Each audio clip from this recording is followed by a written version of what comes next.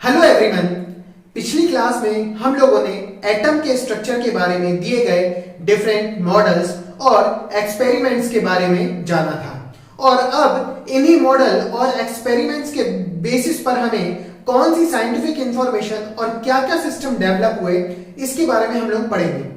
तो सबसे पहले देखेंगे आज एटॉमिक नंबर और एटॉमिक मास के बारे में, मतलब परमाणु संख्या और परमाणु द्रव्यमान के लिए। लेकिन इससे पहले शुरू करते हैं कि हमने पहले क्या देखा था, फिर इस टॉपिक पर पहुंचेंगे। तो जैसा कि हम लोगों ने पिछली क्लास में पढ़ा था कि मान लेते हैं ये एक एटम है, ठीक है, और ये मान लेता हूं इसका न्यूक्लियस है, ठीक है। तो बताया गया था कि कोई भी एटम होगा तो एटम का जितना भी पॉजिटिव चार्ज है, मतलब धनावेश है, वो परमाणु के केंद्र में स्थित होता है, ठीक है। और जो धनावेश होगा वो क्या होगा, प्रोटॉन, नंबर ऑफ प्रोटॉन्स जो है वही जो है आपके क्या होंगे, पॉजिटिव चार्ज की संख्या होगी। और साथ ही साथ इस न्यूक्लियस में, या जिसको नाभिक बोला है, मैं इसको लिख देता हूं यहां पर नाभिक, ठीक है।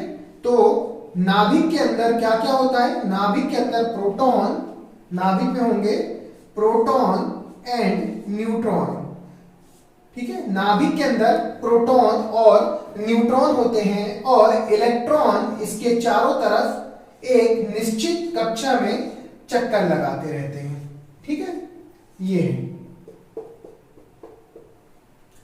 ये निश्चित कक्षा में इलेक्ट्रॉन चक्कर लगाते रहते हैं।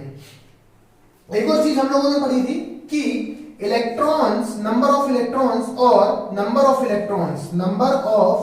Electrons is equals to number of protons, ये भी हम लोगों ने पढ़ा था। इसी कारण जो हमारा ये एटम है ये न्यूट्रल होता है, मतलब ये उदासीन होता है। नाभिक के बारे में हम लोगों ने जान लिया कि प्रोटॉन और न्यूट्रॉन का ये क्या होता है, जो नाभिक में है प्रोटॉन और न्यूट्रॉन होते हैं।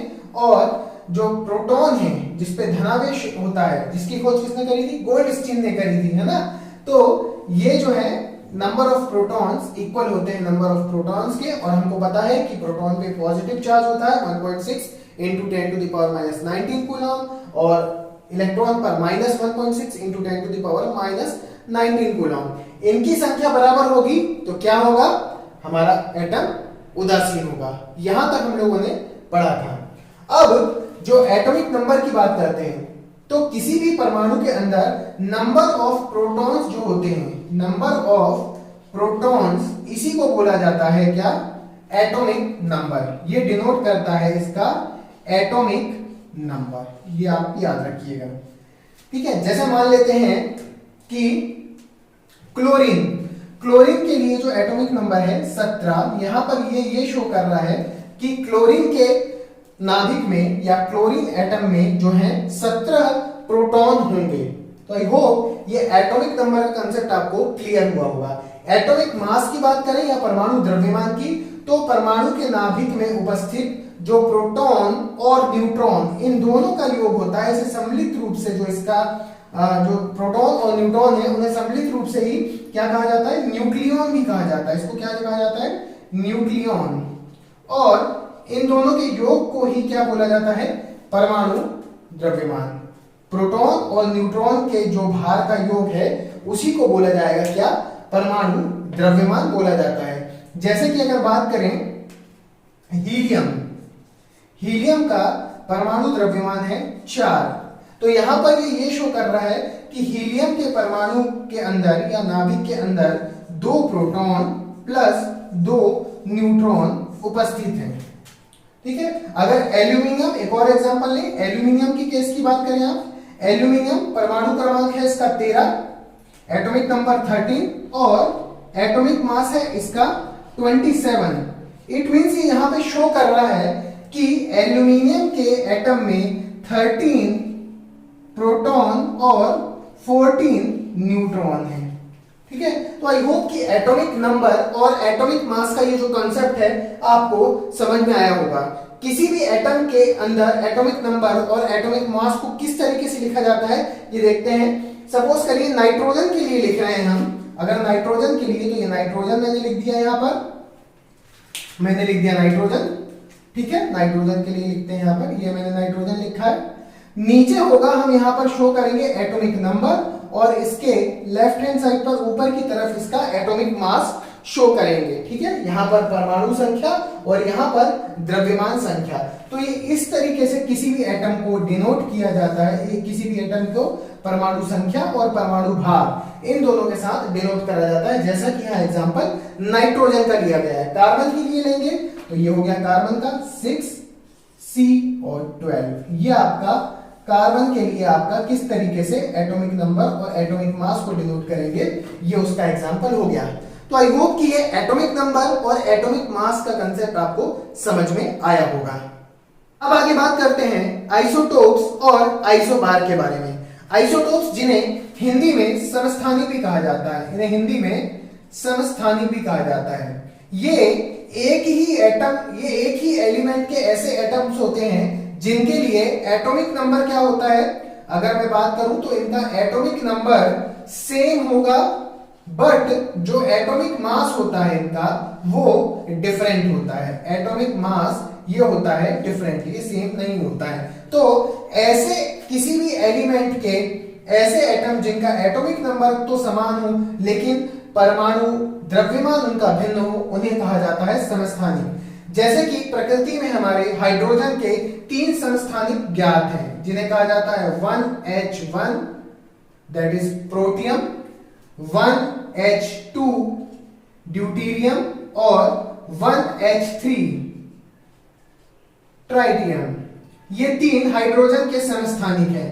यहां पर अगर देखेंगे तो इन तीनों का एटॉमिक नंबर या परमाणु संख्या तो समान है, लेकिन इसकी जो द्रव्यमान संख्या है वो प्रत्येक के लिए भिन्न भिन्न है। ये यहां पर ये शो कर रहा है कि इन सभी एटम्स के लिए जो परमाणु संख्या है या नंबर ऑफ प्रोटॉन्स है, नंबर ऑफ प्रोटॉन्स तो सेम है, लेकिन नंबर ऑफ न्यूट्रॉन्स है वो हर एक के लिए अलग अलग है।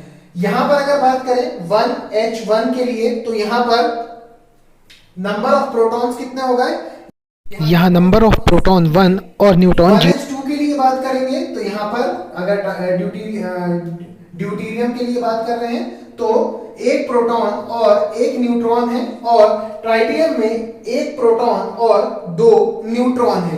तो ये गुणों में भिन्नता रखते हैं, इसीलिए इन्हें क्या कहा जा रहा है, और इनका परमाणु जो द्रव्यमान है वो अलग अलग है लेकिन परमाणु संख्या समान है, इसीलिए इनको कहा जा रहा है आइसोटोप या समस्थानिक।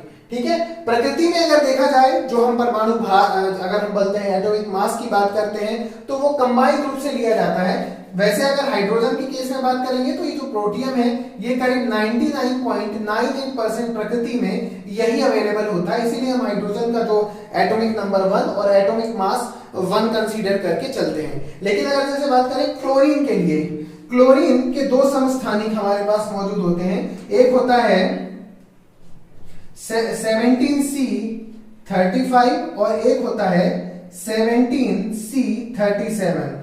इसीलिए हम जो क्लोरीन का परमाणु द्रव्यमान लेते हैं या द्रव्यमान संख्या लेते हैं वो 35.5 लिया जाता है आमतौर पर, 35.5U। वो इसलिए लिया जाता है कि अगर प्रकृति में देखें तो 75% ये समस्थानिक 35 वाला और 25% करीब ये समस्थानिक होता है। तो रेशियो के हिसाब से जो इनका एवरेज वैल्यू आती है वो 35.5 आती है।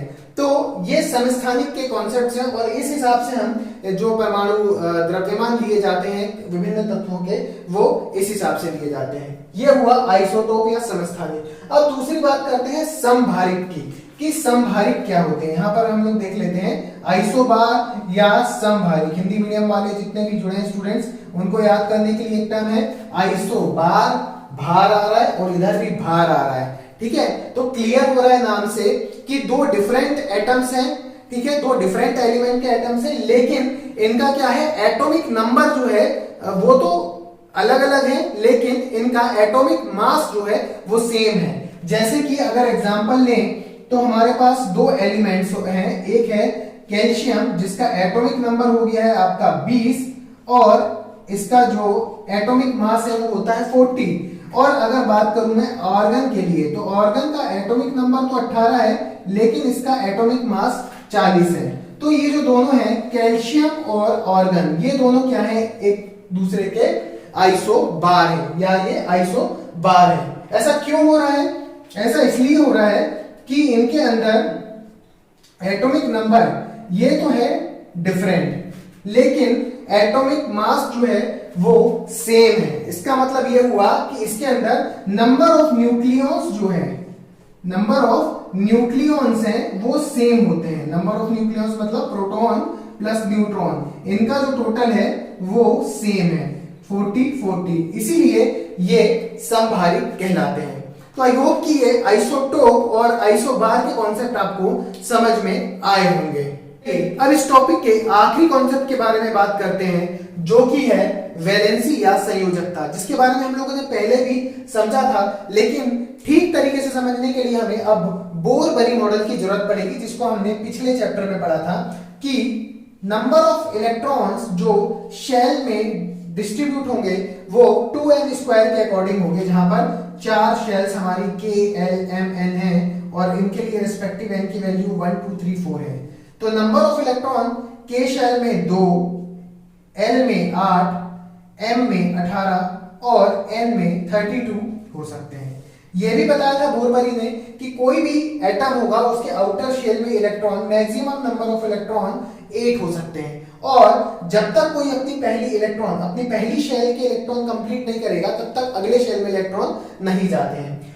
एक और चीज है कि अगर किसी एटम का आउटर शेल या तो 2, 8, 18 और 32 है, मतलब ये कंप्लीट है, तो वो एटम किसी भी दूसरे, माने बोला जाए कि वो एटम या वो एलिमेंट है वो बहुत स्टेबल होता है। जैसे कि बात करी जाए यहाँ पर ऑर्गन की, ऑर्गन के एटम जो परमाणु क्रमांक है वो है 10, तो उसके हिसाब से इलेक्ट्रॉनिक कॉन्फ़िगरेशन पहले सेल में 2 इलेक्ट्रॉन और दूसरे शेल में 8 इलेक्ट्रॉन होंगे।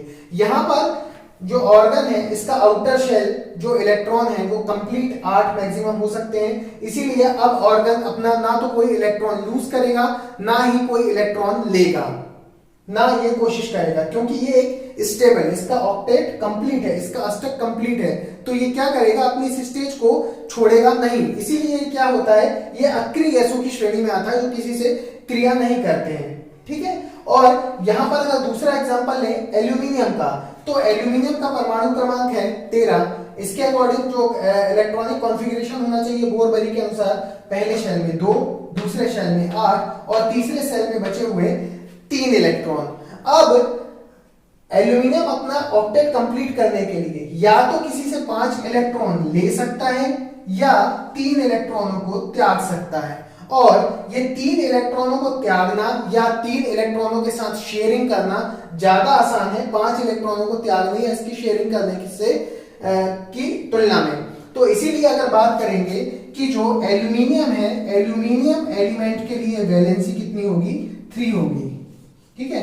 यहां से 3 से हमको एक चीज क्लियर हो गई कि किसी भी एलिमेंट के आउटर शेल में जो इलेक्ट्रॉन होते हैं वही उसके वैलेंस इलेक्ट्रॉन कहलाते हैं।